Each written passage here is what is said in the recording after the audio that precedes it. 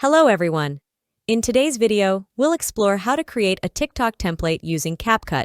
So, let's get into it. First of all, let's navigate to the TikTok app on your smartphone and open it.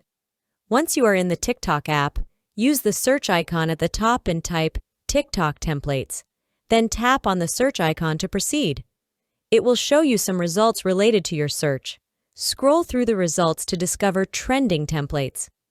Once you find a template you like, open it, and then tap on Try this template to explore further. This will redirect you to another page. Tap on Use template in Capcut to integrate the template into Capcut.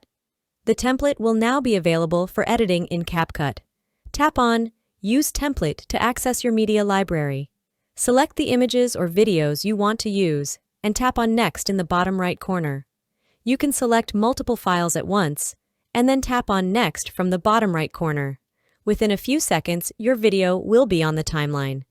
Let's play the video to preview the files that we've added.